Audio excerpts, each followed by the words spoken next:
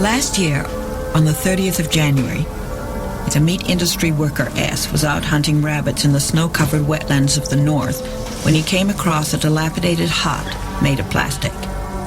Thinking it the perfect spot to eat his lunch, he tentatively poked his head inside and found an unexpected occupant had beaten him to it. Lying on a platform covered with straw was a mummy. Still rugged up against the cold, it was lightly coated in dust and frost. Evidently, the corpse had somehow managed to avoid decomposition, becoming instead nicely desiccated. Perhaps it had lost weight while still alive to make it easier to become mummified.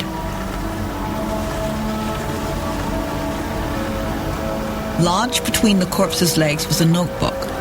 This corpse was kind enough to come complete with a faithful record of its own cause of death. Based on this account in the notebook, the forensic specialists identified the cause of death as suicide by starvation. This must have called for enormous resolve and perseverance, but the motive remained unclear. The deceased was a male person estimated to be about 40 years of age, measuring 176 centimeters in height and weighing 36 kilograms. He had been dead for about 100 days. There were no indications of his name or occupation or what he had been like when alive, and attempts to identify him ran into difficulty. Apparently, no one was looking for him, so he was forgotten by the world. There were signs that he himself was well aware of this. Here is the complete text of his death report.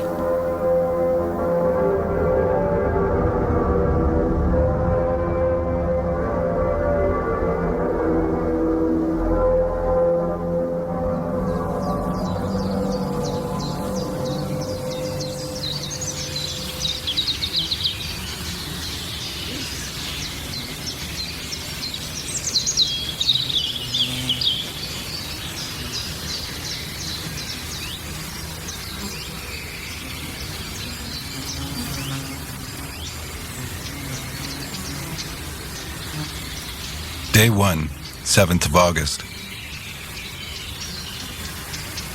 I've given up eating. Had my final meal at a snack bar in town. Although it was my last meal, I could only eat about the same as usual. It was cheap, so I had quite a lot of money left over. You need money for emergencies, but it seems this is one right now, so I blew the rest on playing pinball.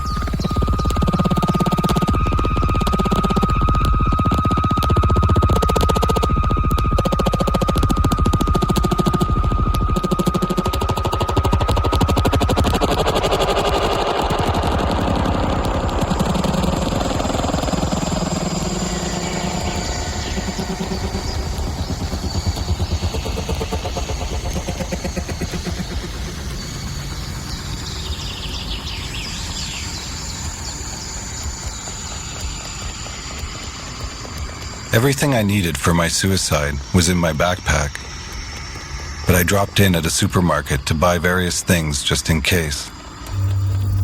Candles, batteries for the radio, a hose, a funnel, stomach medicine, eau de cologne, shaving things, a mirror, and so on. The spot I've chosen for carrying out my plan uninterrupted is the wetlands up here in the north. It's not that I have any particular ties or connections with this region.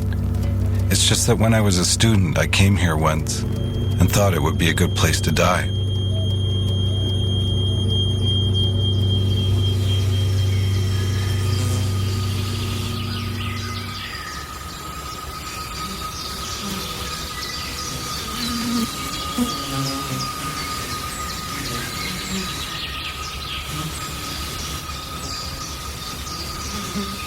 After leaving the cycling track and walking for about an hour, I decided to set up my hut here.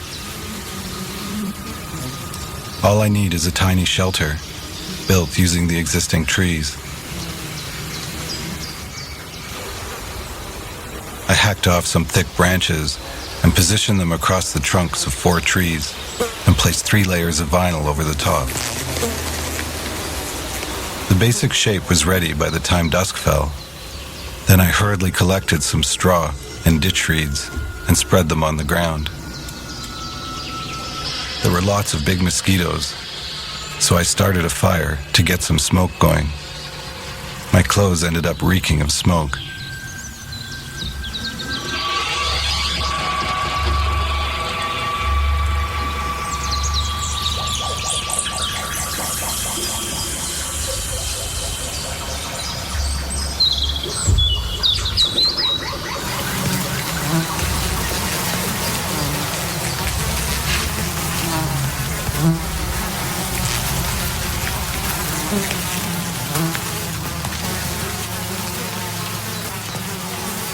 Day 2, 8th of August. Don't feel any hunger at all. They reckon you can last a week without water, and for a month with water. It'd be nice if it was over in a week, but things would be tough without water. So I brought along 1.5 liters of mineral water. Still had 500 cc left, but a while ago I accidentally spilled it. Does this mean I'll die sooner?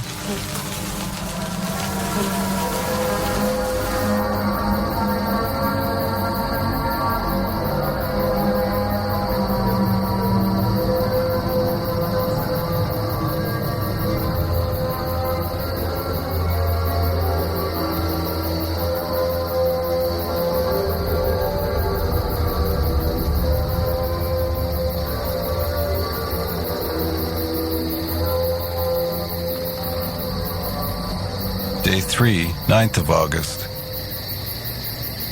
No symptoms out of the ordinary. The floor is dampish with just a layer of straw, so I put some branches together to make a simple bed. While I was at it, I knocked together a shelf from my books and bits and pieces, dug a ditch around the hut for drainage. Worked hard.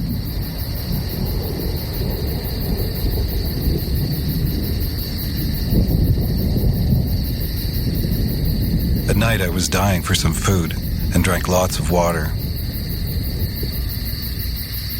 I'd love something sweet to eat.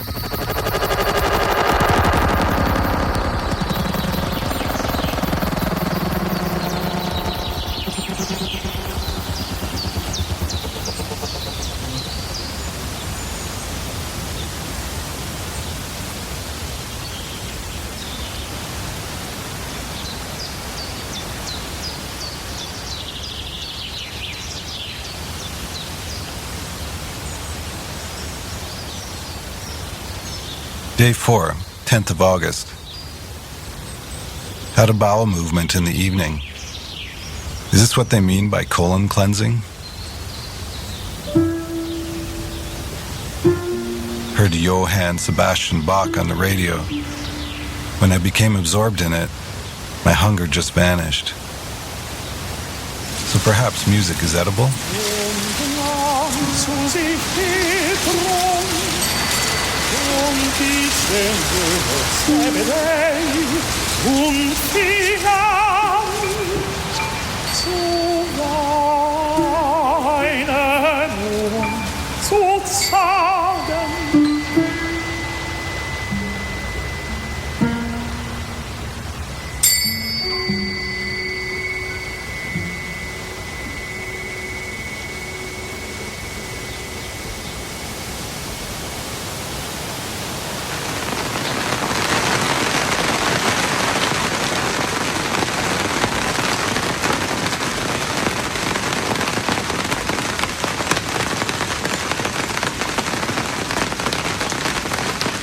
Day 5, 11th of August. Rain. This means I can drink fresh rainwater. The sound of the rain is unsettling. When I close my eyes, it sounds like the footsteps of someone coming to visit me. I think it's still too soon to say it's the god of death, but I can't abandon the faint hope that perhaps it might be the goddess of fortune. I don't care who it is, as long as they'll talk with me.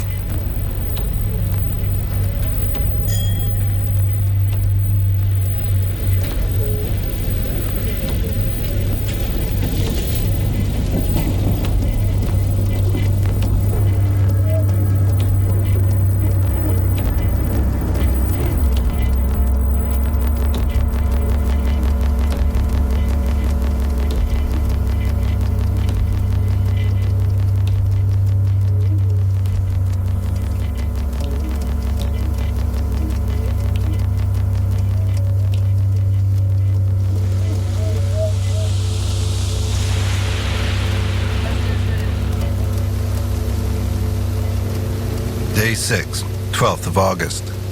Heard on the news that 3 close friends from a junior high school in town threw themselves off a high building together. Apparently their motive is unknown.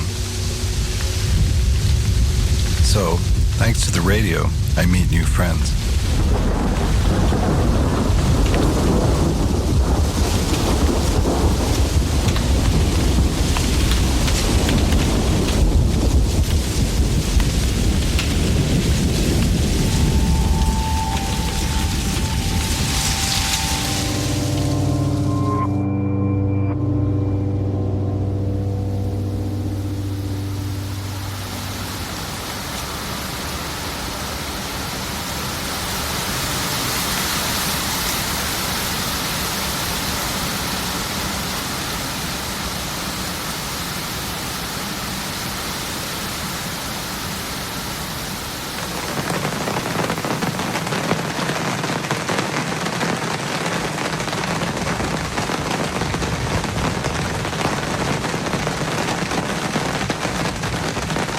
Day 7, 13th of August.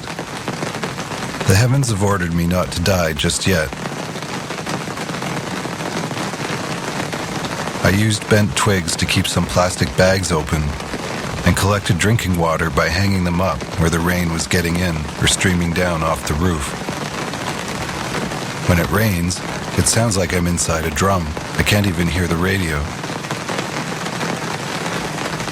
Once it finds up, I'm going to put some straw on the roof.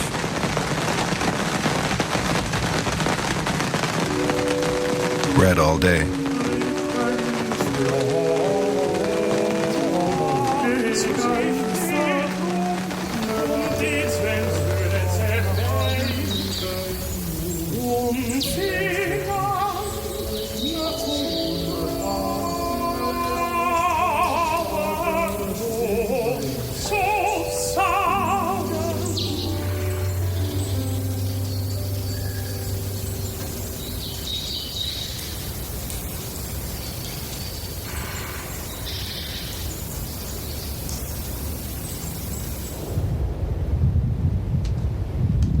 Day 8, 14th of August. Had a bowel movement. I guess my intestines must be empty by now. In the evening, I had a headache and stomach cramps. Felt a bit better when I listened to Bach.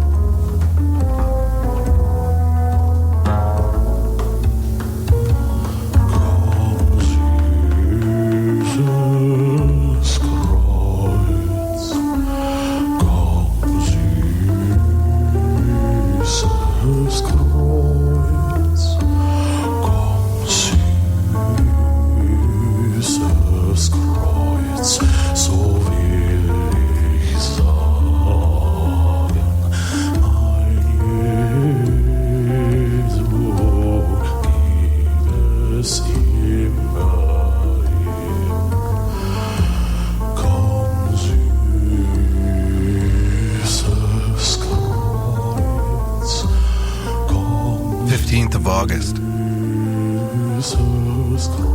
In a dream, I saw all my past girlfriends around me, folk dancing in the nude. In the midst of their circle, I was pounding a stake into the ground. Jerked off when I woke up. To think that I can still get it up even though I haven't eaten anything for a week.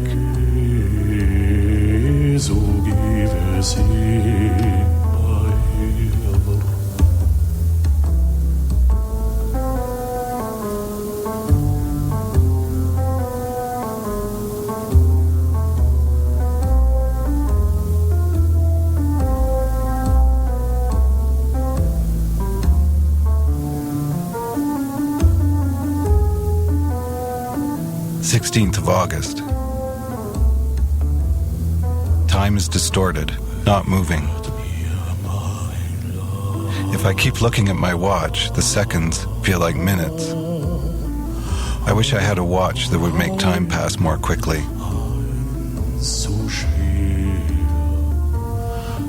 I've decided on when I'll listen to the radio, from 2 to 4 in the afternoon. There's an FM program of classical music on then. The female announcer has a bell-like voice. She's the only person I have anything to do with. Even without eating a thing, you can still fall in love.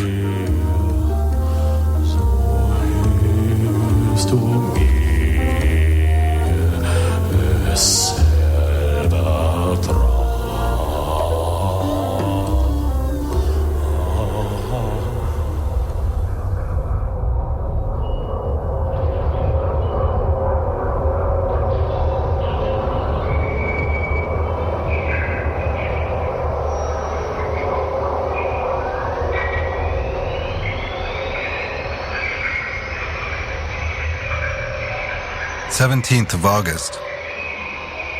I'm sleeping over longer intervals. While awake, I suffer from dizzy spells. My plastic greenhouse has become a haunted spot. I wish someone came along to rescue me. I'm peeing more frequently. Every time it's an effort to have to go outside to pee. Haven't had a crap since the 8th day.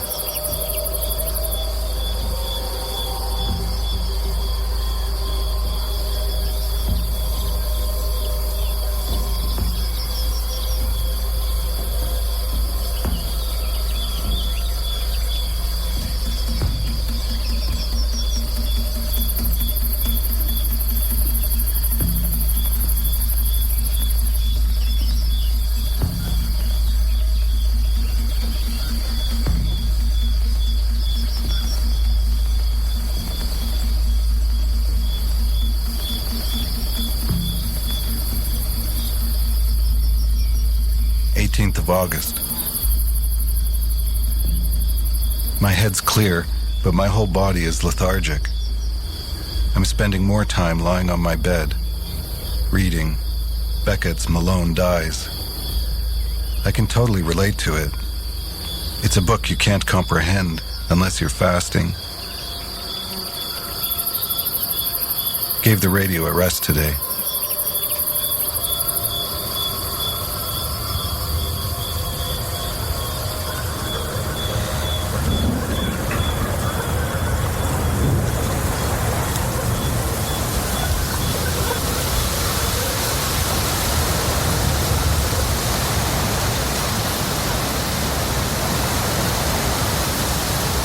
Day 13, 19th of August.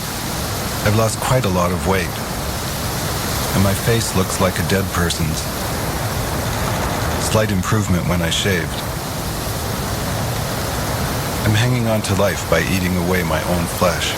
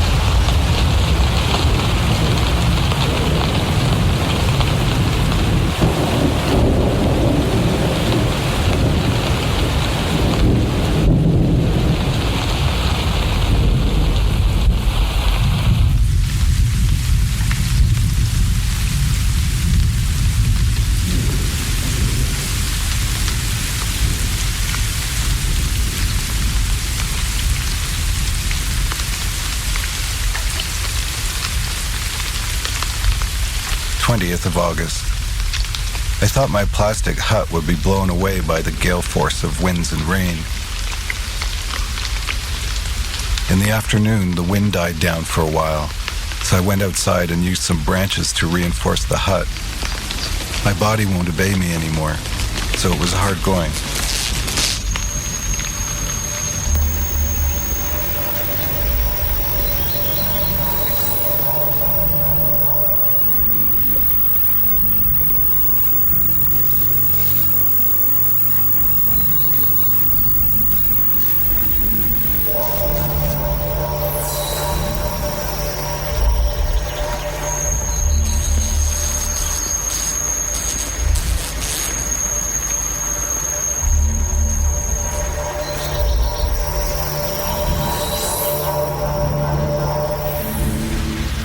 Of August.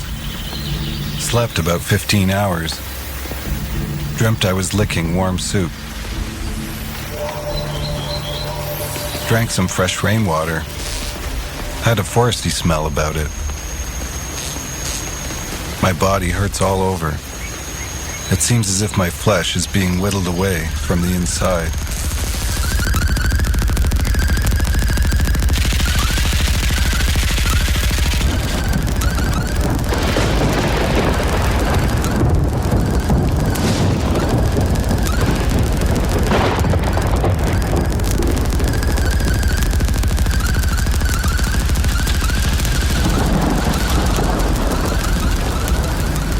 Day 16, 22nd of August. Another storm today. Lightning struck close by on several occasions, and each time it reverberated through my head. Why doesn't it strike my hut? I've decided to listen to the radio at night because when I'm lying down in the darkness, I lose track of where I am. If I respond to every single word coming from the radio, I don't lose myself, and 2 hours pass in a flash. I keep my finger on the switch the whole time and make a point of turning it off as soon as I get sleepy.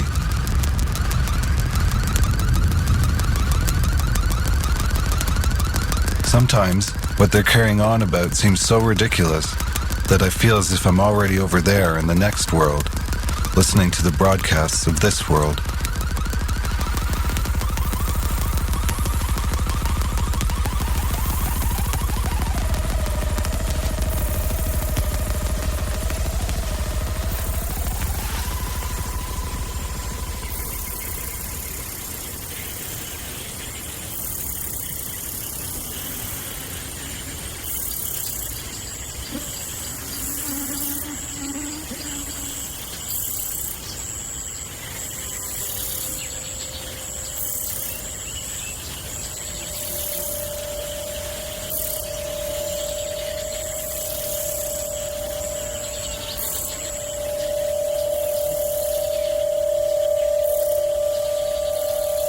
Day 17, 23rd of August.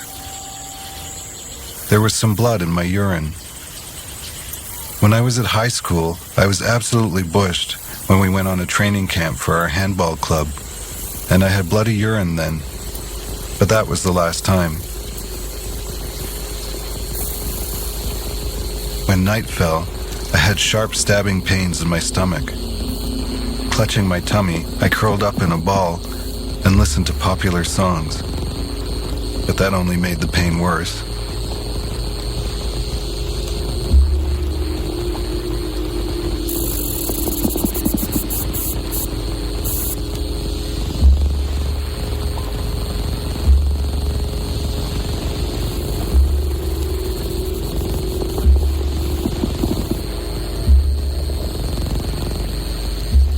"24th of August.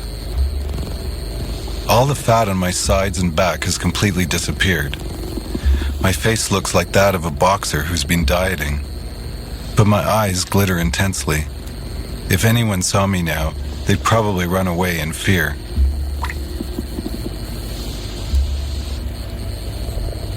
No desire to eat. It seems as if my hunger nerves are no longer functioning. I can utterly relate to anorexics. Once hunger goes beyond a certain point, the very thought of food makes your stomach hurt. By now, my stomach would probably reject food as a foreign object, as if it were germs.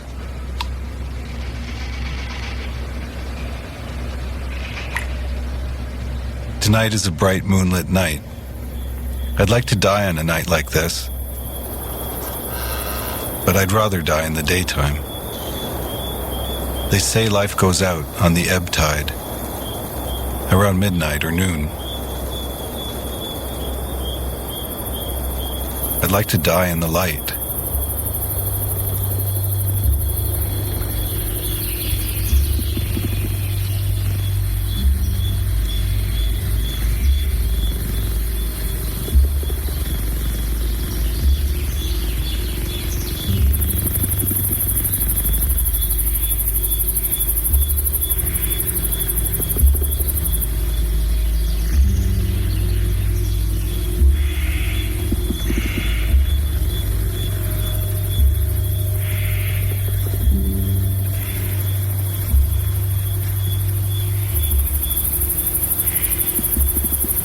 of August. During the day, I had stomach pains and a headache. Received an unusual visitor in the afternoon. A centipede was crawling over my bed. No urge to eat it. I've heard that a child was locked in a tiny room by his parents and given nothing to eat. So he caught and ate insects and a mouse that came to nibble on his ears. Adults who abuse children should be sentenced to a fast.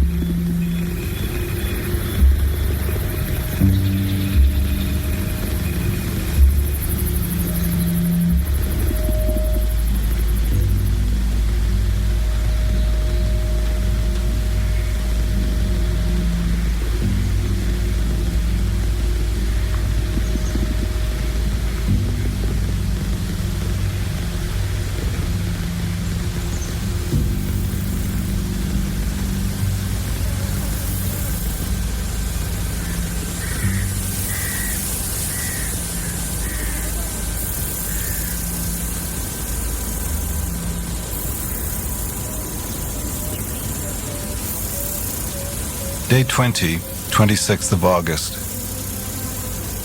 Felt like vomiting, even though there's nothing left to bring up. Reverted to my normal stomach pains from about noon.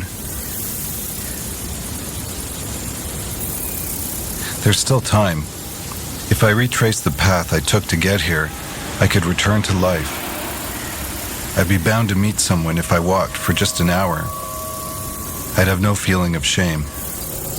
Fasting's no crime. In a week, I'd be back to my old weight of 75 kilos, and no doubt I'd live for another 20 or 30 years. Rather, I would be forced to live. Just like in the past, still with no involvement in this world. Since this world is not suited for me to carry on living, I've given notice to the other world that I'm moving there. It's too late to change my mind. Nor do I feel any particular attachment to this world. It was with suicide in mind that I made my preparations to fast. I believed I could reverse the insignificance of my life by the manner of my death. I have already given notice of my death, but I think it will be a while yet before my turn comes around. I stopped eating on the 7th of August. So I reckon I'm about exactly halfway between life and death. Is that why I've begun to have doubts? I'm exactly half dead. No doubt that's why I'm having headaches and stomach pains. Let's hope the pain starts to lessen from tomorrow on.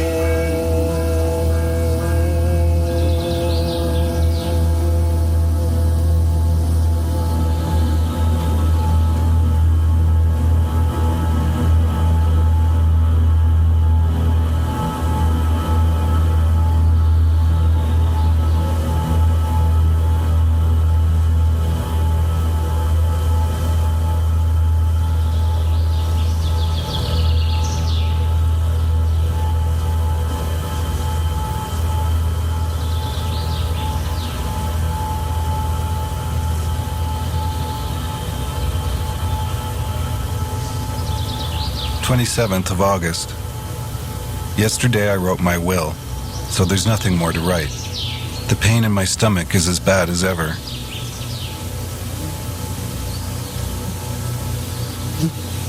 My bed straw has gotten damp, so I put it out in the sun to dry. The slightest movement makes it difficult to breathe, and my palpitations get worse. I'm not sweating a drop, and nor is my body giving off any oils.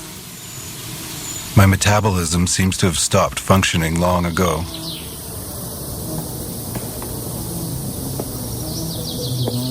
What will I do if someone finds me before I die? Should I just quietly abandon my fast, or explain my decision and have them leave? There's absolutely no sign or sound of human life here. If somebody finds their way to this spot, I'll interpret it as a command from some god to live.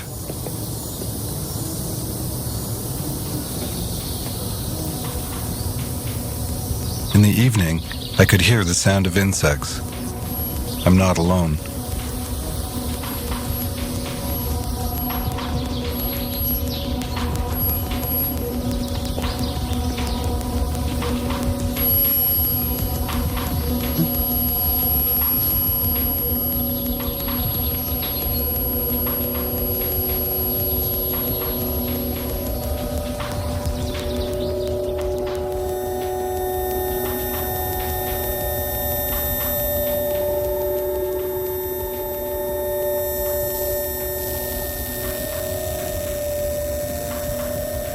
"28th of August. My stomach is dilated like the Ethiopian refugee children I once saw on TV. Why does it hurt so much even though I'm not eating anything? I'm terrified of dreaming about food. I was woken by a dream in which I was stealing food over the shoulder of somebody eating spaghetti, and my stomach has been hurting ever since. No doubt just the mere thought of food sets my stomach in motion as a reflex, which is why I end up in pain.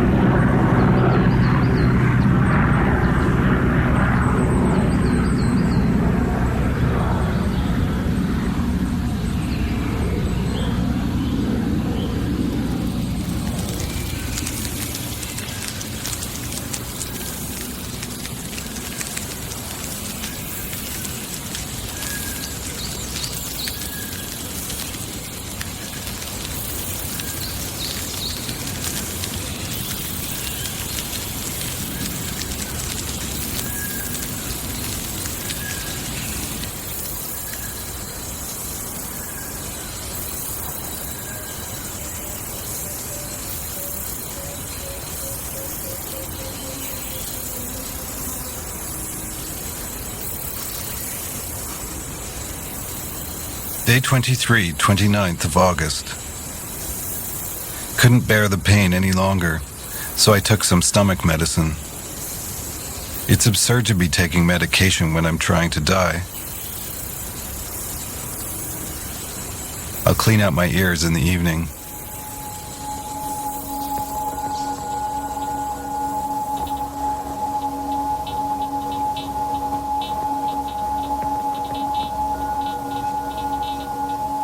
Day 24, 30th of August. The water tastes awful. Is water poisoning the cause of my stomach pains? I'm freezing even though it's summer. I'm wearing a jumper, but I'm still shivering. My mind is the only thing that's clear.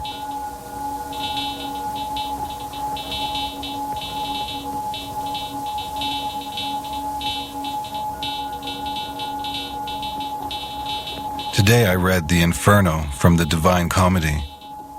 I've never been a believer, but I'd like to show respect to the many gods in the world, because a god somewhere might gather me up out of pity. While reading The Inferno, I was wondering who I'd meet first in the afterworld.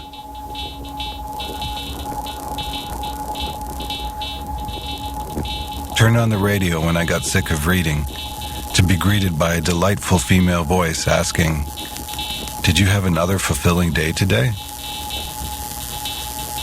If only a woman like that would be on the reception desk at the entrance to the land of the dead.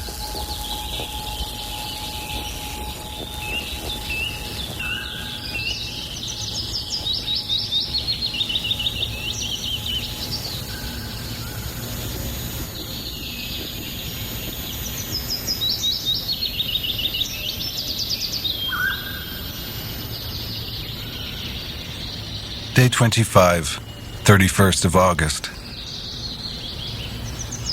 Things were a bit easier than yesterday. Brushed my teeth and shaved. In the afternoon it started raining, and I was so delighted I took all my clothes off and went outside to wash my hair and body. I'm sure people would prefer a clean corpse.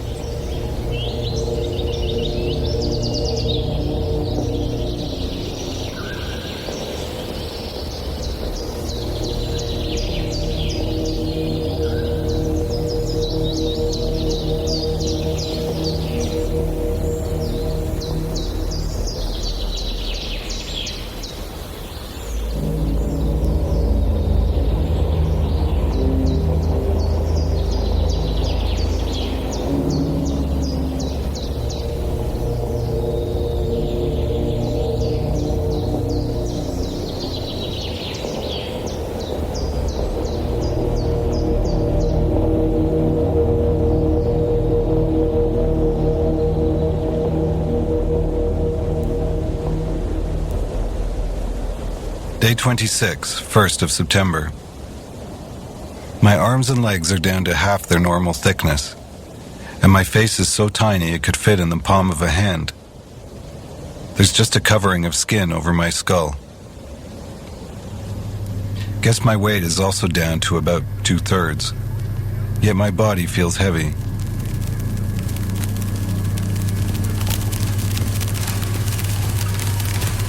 As well as the stomach pains and headaches, my arms and legs have started to feel numb.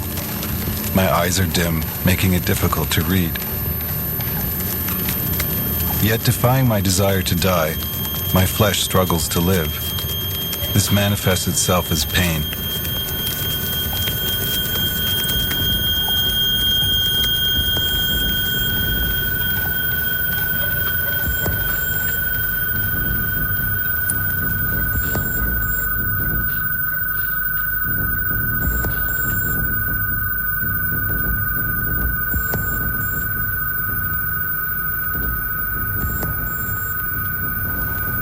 Second of September.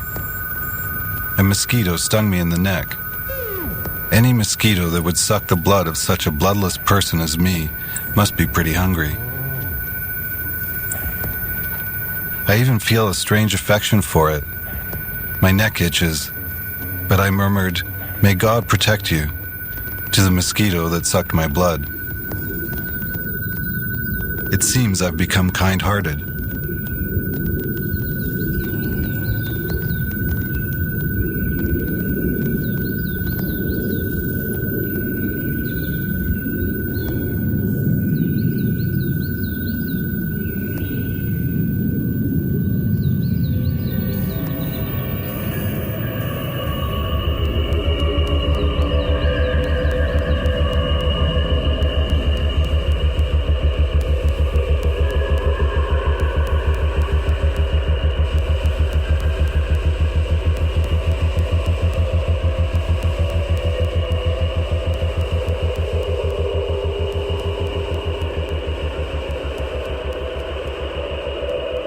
Third of September. Yesterday I accidentally fell asleep with the radio on. Is that why I had so many different dreams?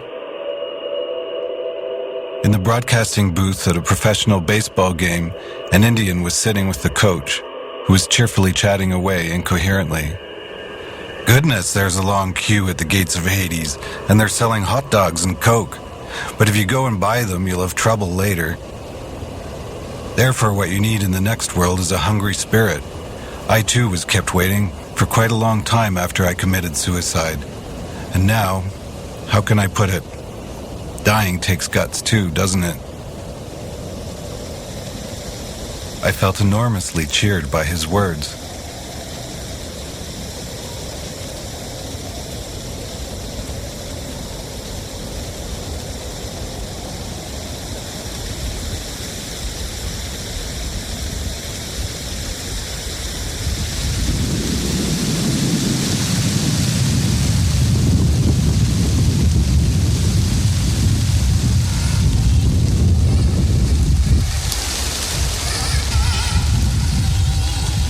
Of September. It's cold. I wrapped myself up in a blanket all day. Blood doesn't seem to be getting to the tips of my arms and legs.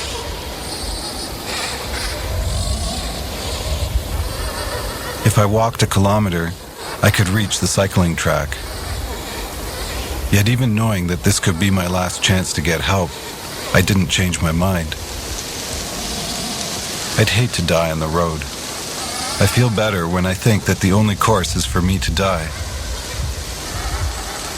I can lie here. I can move my upper body pretty freely, though my lower half is weak. For a ridiculous moment, I thought it was because I don't get enough exercise.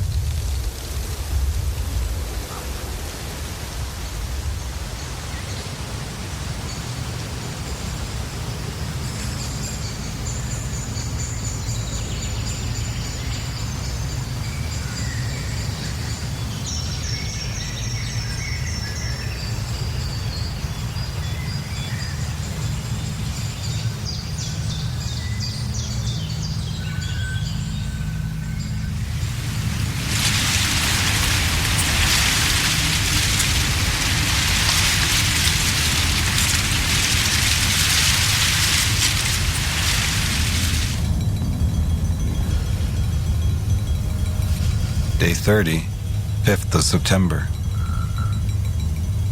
My stomach pains were the worst they've been so far. Took some medicine. I'll probably die tomorrow. It's been exactly a month today.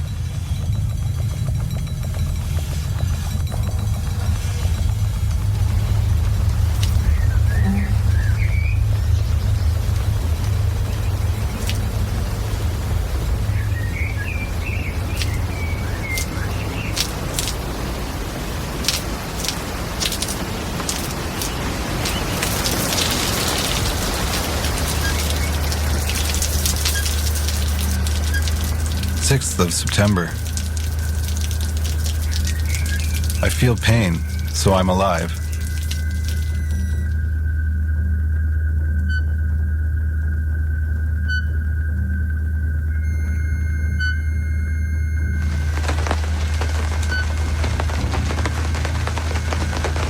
Seventh of September.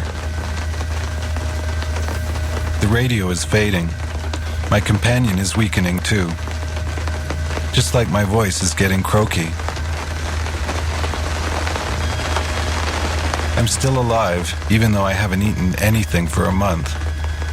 But once its batteries go, the radio will no longer give out a peep. Despite wearing 2 pairs of socks, and a jumper, and a winter coat, I can't stop shivering. It seems winter has come to the wetlands.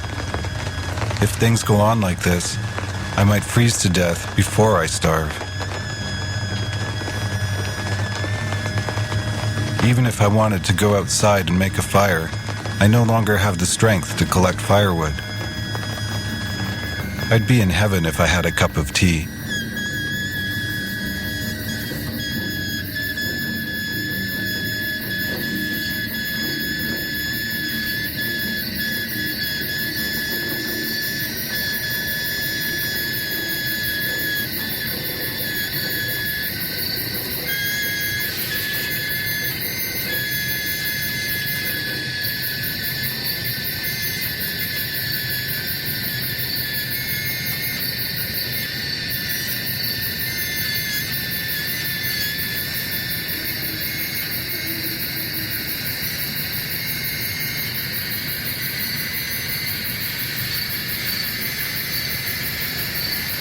8th of September. The pain in my stomach comes in cycles. It attacks like a geyser spouting hot water every few minutes. Perhaps my body is in sync with the rhythm of the earth. When I'm in pain, I can't even think, but when it dies down, I can write my notes in this way. Priests who have attained Buddhahood in the flesh must have suffered from headaches and stomach pains and chills for some time too. No doubt their faith sustained them, but for an unbeliever like me, enduring it has no meaning. If I jumped off a cliff or hanged myself, I would have died immediately. But instead, I'm deliberately trying to experience every nuance of suffering for over a month before I die. I can't say it's ludicrous and stop now. Even if I wanted to jump off a cliff, I don't have the strength to make it to the edge.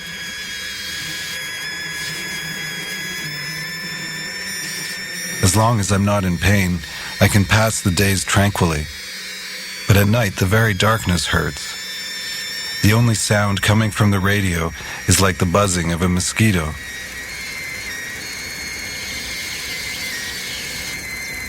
There are 3 candles left.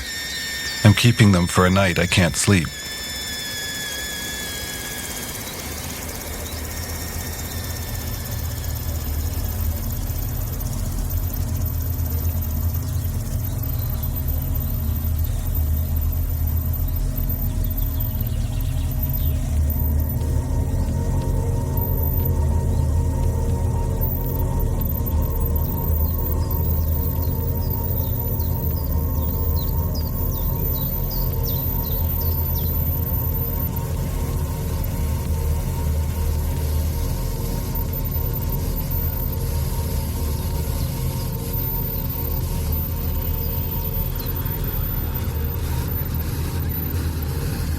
Ninth of September. The cold last night was like needles being stuck into my whole body. It went beyond cold to pain. I ended up using a candle. My pulse is abnormally fast. I can feel my heart pumping blood throughout my body in an effort to raise my temperature. My body is frantically trying to stay alive. Sensing that someone is near the hut, I called out, "I'm here." I thought the taxi driver who was to take me to the other world had lost his way and was getting sick of looking for me.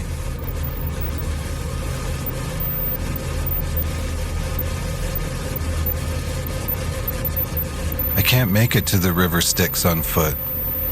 My legs won't obey me anymore.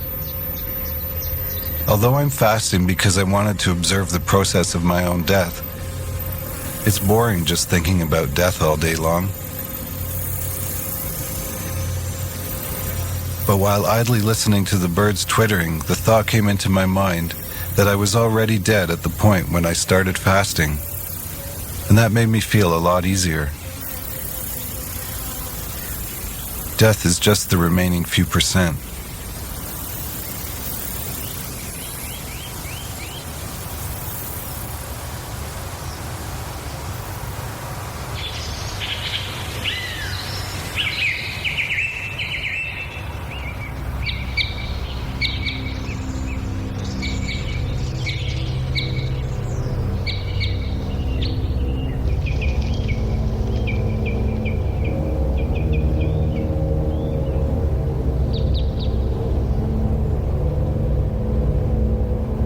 Day 35, 10th of September. The radio gave up the ghost before me, so I'm terrified of the nights. I disappear in the pitch darkness. If I stretch out my arms or poke out my tongue or blink, I'm not there. Perhaps someone else is there instead of me. When I wake in the night, I think this here is the other world. In the darkness, there are no subjects, no verbs, no adjectives, nor any present, past, or future tenses. Just thoughts going round and round in my head, always half-formed and with no beginning and no end. It's just that I have to be thinking something to alleviate, even slightly, the uneasy feeling that I'm not here. If I stop thinking, I lose my presence of mind and call out in fear.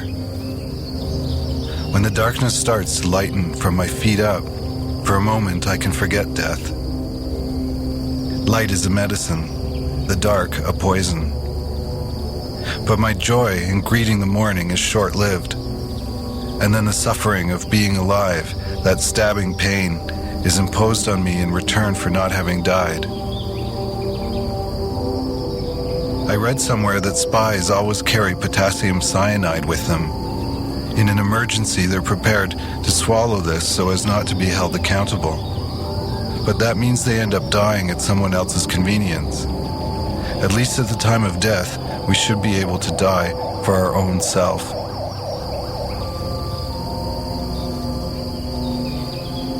There are many different ways to commit suicide, but fasting is a highly individual mode of death, where you confront yourself and struggle with yourself over a long period.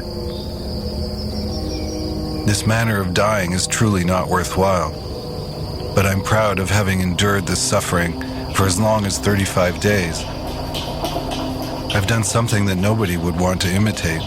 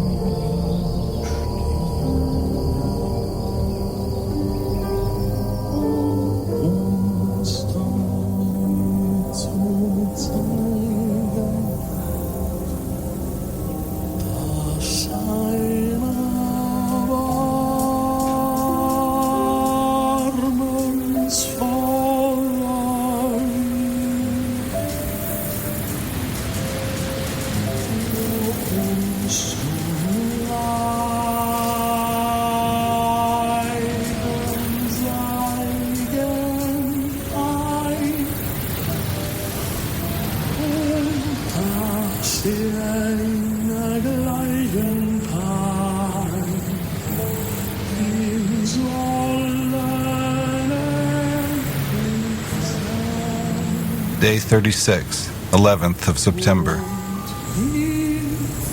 When I flicked on the radio just for something to do, it was playing an opera I remember having heard before. The batteries have recovered a bit, so I was able to listen for about an hour. My whole body is revitalized, and I've plucked up the courage to die.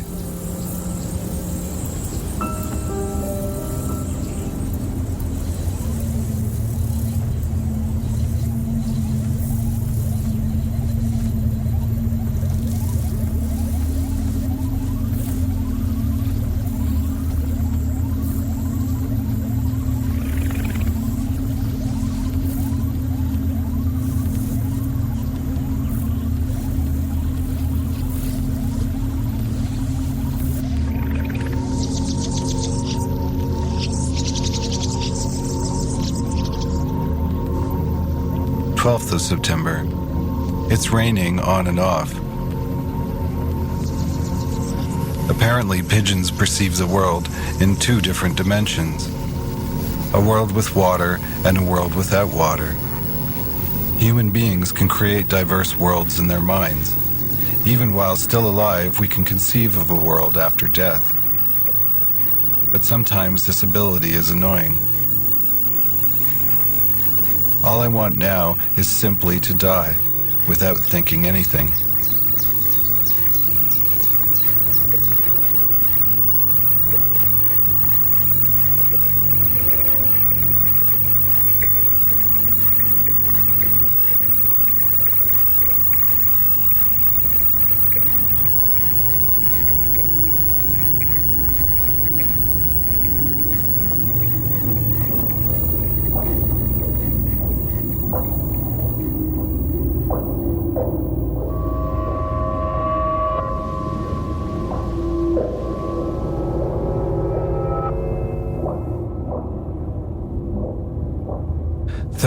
of September. My batteries haven't run out yet. My breathing is a little uneven. I can feel death so close that I could touch it if I stretched out my hand. The dull pain in my anus and knees and back has gotten worse. I guess the soul requires enormous energy to leave the body. The soul eats the flesh, storing up energy. Before long, it should be able to depart my body. We're entering the countdown.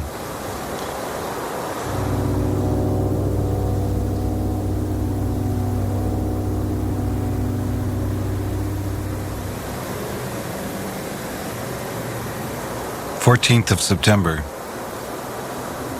My handwriting has changed, and I'm having difficulty remembering how to write the characters. I wonder if life in the afterworld is enjoyable.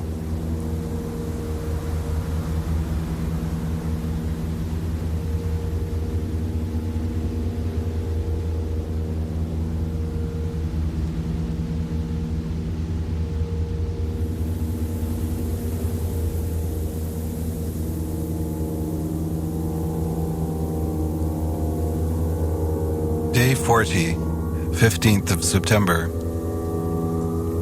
Today is the day I'm scheduled to die. I can't stand up anymore.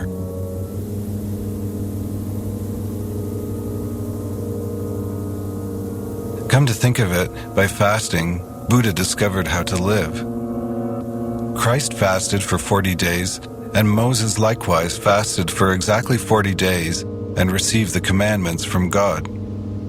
In terms of the number of days, I'm right up there with these holy people, but I haven't been enlightened in the slightest. But they must have been incredibly strong, since after fasting for 40 days, they walked on their own 2 feet back to their people. I can't walk anymore. All I can do is wait until I turn into a corpse. It's not as if I have any desire to become a saint or anything, but I wish I had built up my legs more. Anticipating that I would eventually become bedridden, I'd prepared a specially designed toilet. Under the bed, I placed a largish funnel with a lid and connected a hose up to it. And it's set up so as to drain into the ditch I've dug around the hut. My penis is shriveled up and is a pitiful sight. I can only shake out a few drops of urine.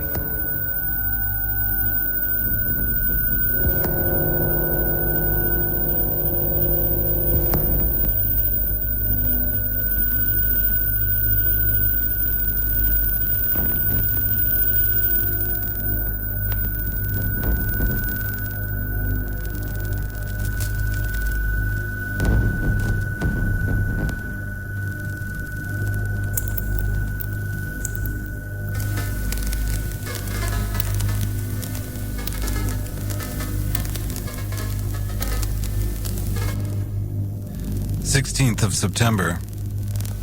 Last night I lit a candle and paid tribute to the holy men who had endured a 40-day fast. Physically I was in pain, but mentally I felt great. I sensed these saints close to me, and Christ and Buddha both seemed my friends.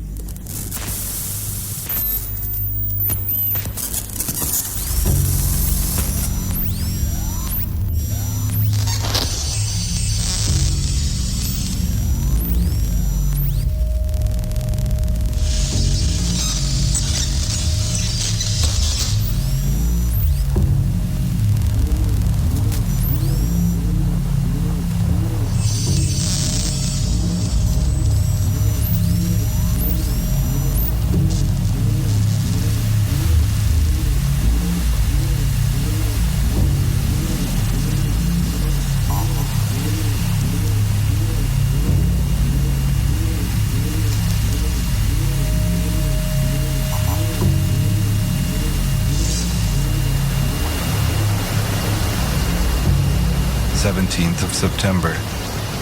The legs soon give in, but my mind works well, even without any nutrition.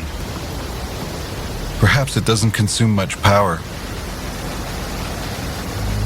Dreamt lots of dreams during the day.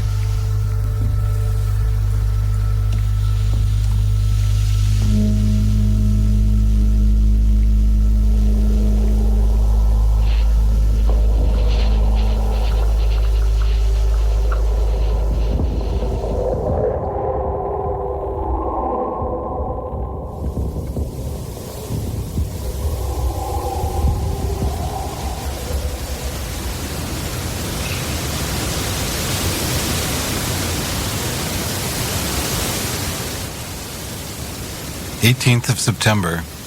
A good day today. I made it through till morning without waking up once in the night. It was a fine, clear day. I still had chills and was in pain, but it gives me some consolation to think that the body feeling these symptoms is getting smaller. My skin is now like a dried apricot, and it has an unpleasant odor. I guess this is the smell of death. I sprinkled on some eau de cologne. Nothing better than turning into a corpse that gives off a pleasant fragrance. Rain in the early afternoon. Urinating each morning and afternoon is a major undertaking. I still pee even though I'm only having a lick or so of water.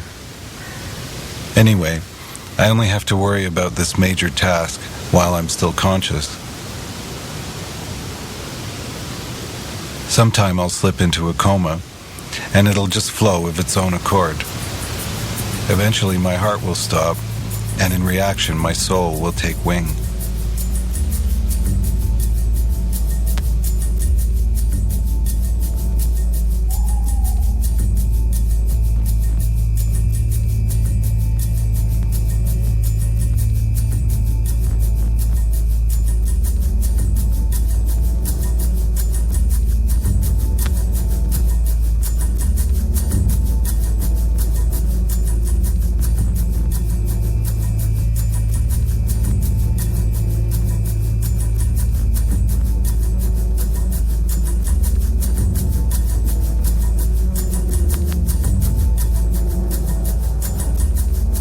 Of September. The worst stomach pain and headaches I've experienced so far. Lost consciousness twice, at noon and about 3 o'clock. I'd better think about my dying words. At night I lit the remaining part of the candle I used on the 15th.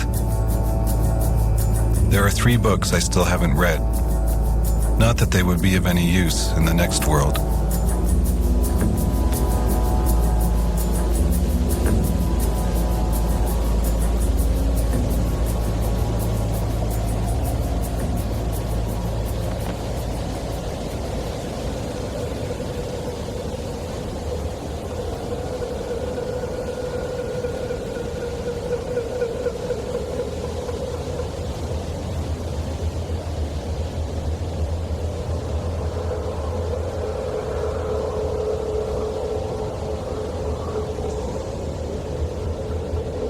Day 45, 20th of September. Out of the blue, there was a young woman standing next to my pillow, wearing a torn blouse, stockings full of holes, and a muddy skirt. Nothing surprises me now. Thinking she had come from the world of the dead to fetch me, I stretched out my hand and said, "Take me where you will." "There's nowhere to go," she answered carelessly. "You've come from the afterworld, right?" "I haven't been there yet." "So you're alive, then?" "I can't say." Turning a sad profile towards me, she began to tell me about herself. "Quite a long time ago, I was raped and killed in the forest. I thought I'd been taken to the next world, but I waited and waited, and nobody came to get me. So I decided to walk there myself. Somehow I managed to make my way to the river Styx and boarded a boat." "You mean you never made it to the other world?" "I was the only passenger, and the captain wouldn't set me down. According to him, there is no afterworld." "So what are the dead meant to do? If there's no land of the dead, doesn't it mean they're destined to wander for infinity?" At first I thought the captain was lying, but he was adamant that there's no such world. "So what are you doing now?" "The captain takes me to lots of different places, the Cape of Good Hope and Antarctica, and also to the Dead Sea and Lake Baikal. He's really good to me, so now we're living together." "How did you get here?" "Via the Amazon." "Where's your companion?" "Over there." She pointed to where a small and muddy yacht was floating on the marshes outside my hut. But what should I do? Without responding, she left the hut. When I called out, "Wait," the yacht bounded off. Coming to myself with a start and taking a closer look, I realized what had seemed to be a yacht was a rabbit. Bloody bad omen. Perhaps tonight will be my last.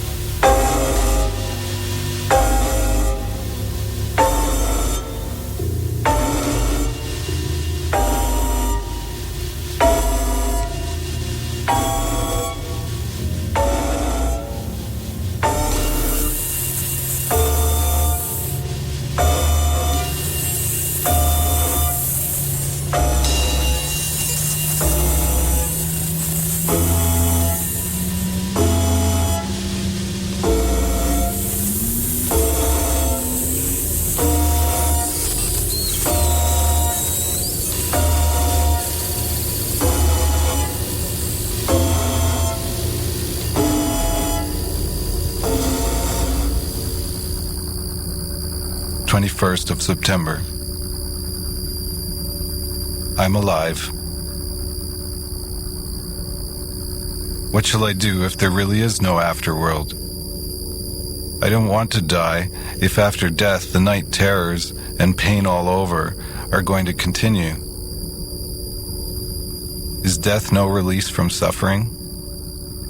No, that's not right. It's just that my mind is exhausted. These delusions occur because I'm not a believer. I suddenly recall the lyrics of the drunk sent back from heaven. I fall asleep, repeatedly hypnotizing myself that I'm somewhere where the wine is good and the girls are beautiful.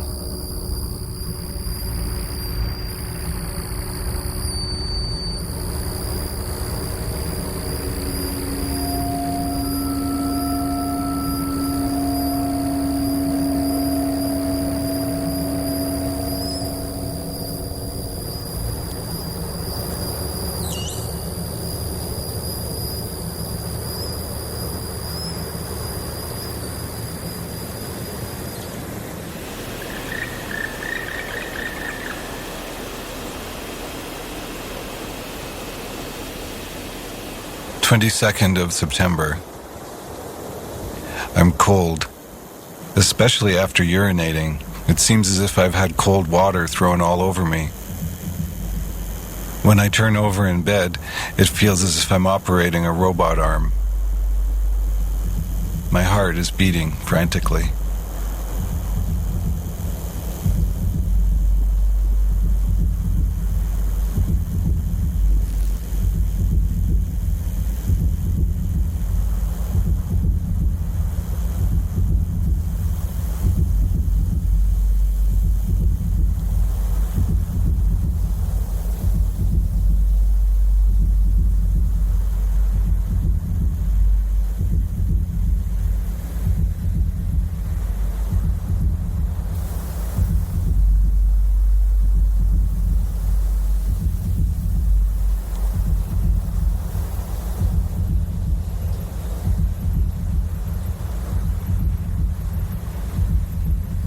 23rd of September. Hope I encounter a nice captain at the river Styx.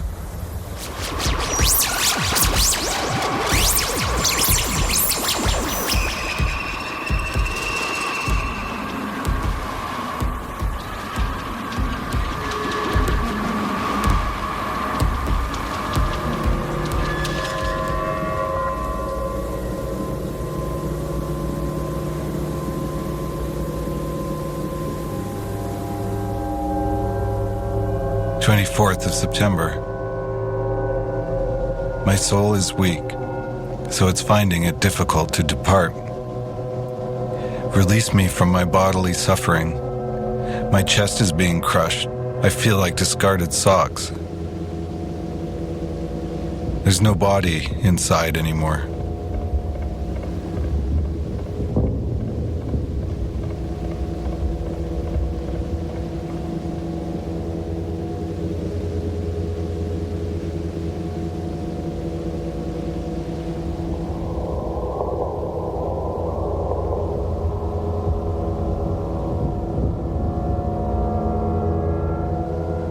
Day 50, 25th of September.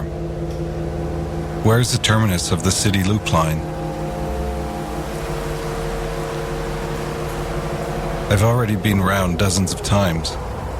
This pain train stops at every single station. I want to hurry up and reach the depot.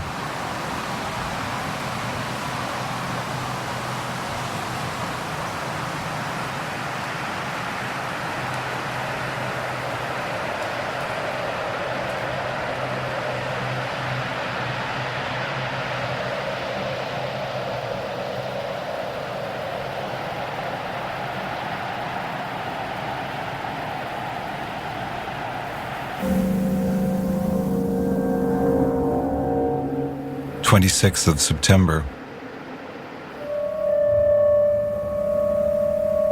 I wonder if you can survive with just bones and a heart. I intend to die by October.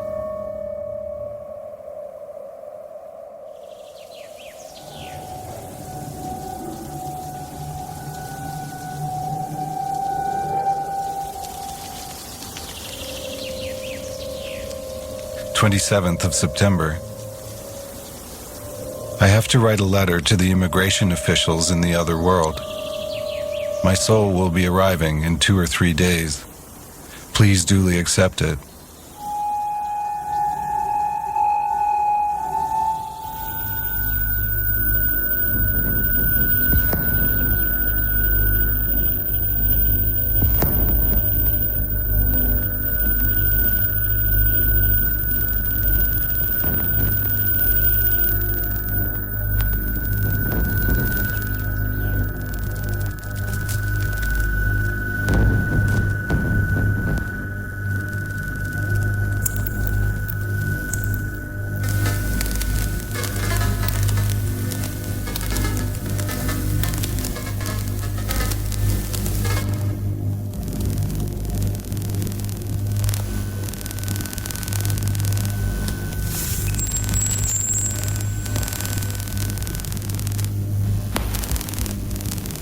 Twenty-eighth of September. I'm fed up with this. Goodbye.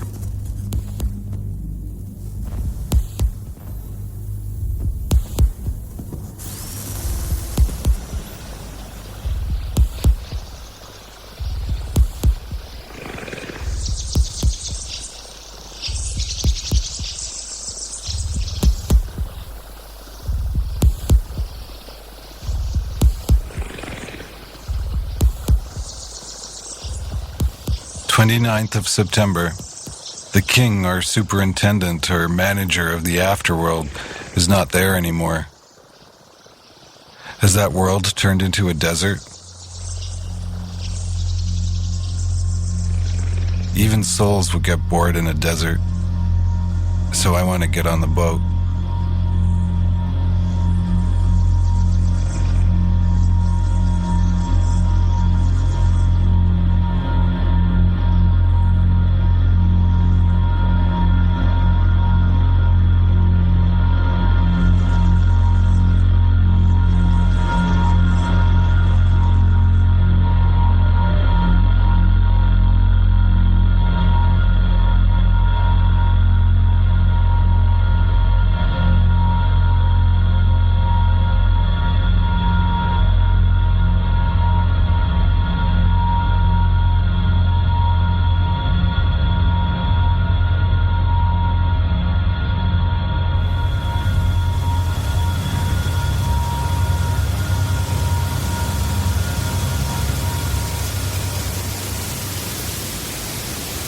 Day 55, 30th of September.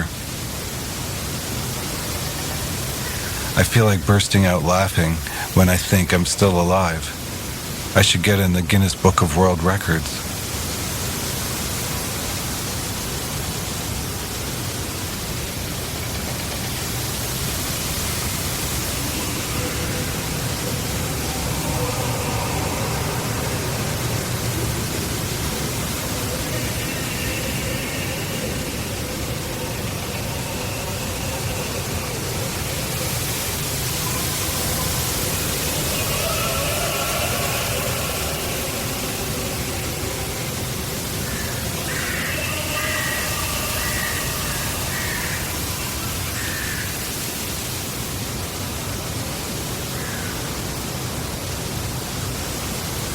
Day 56, 1st of October. Feel nauseous. My chest hurts. I think I'd feel better if I vomited. No doubt I'd vomit up my soul.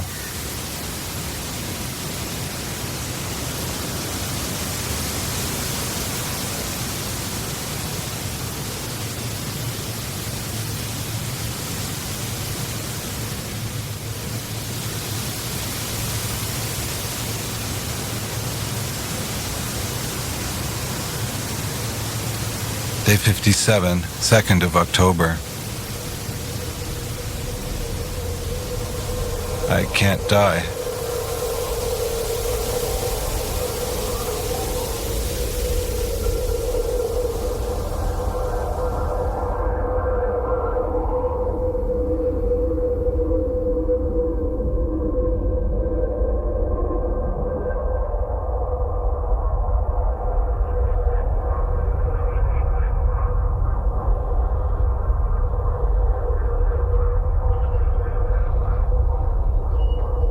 Of October. Nausea. I want to get in the boat soon.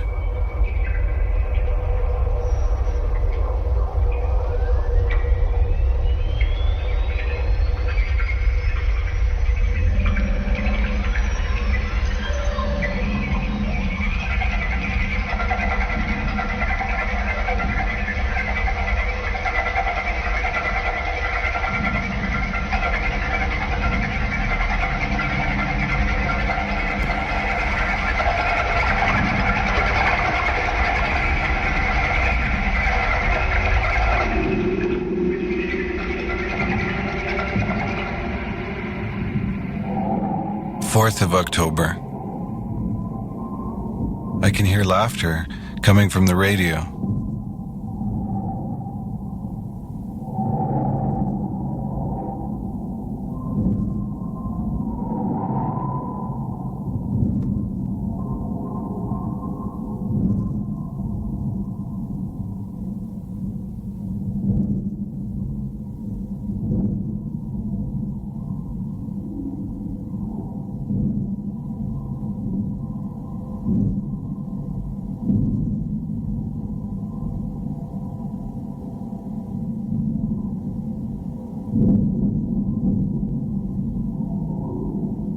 Day 60, 5th of October.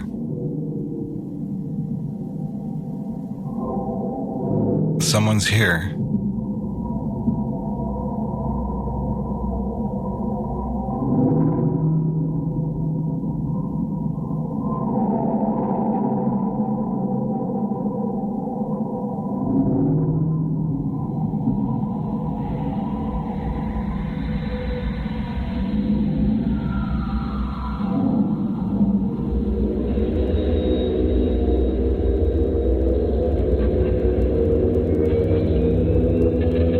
Day 61, 6th of October. There are lots of people. The river is flowing towards me.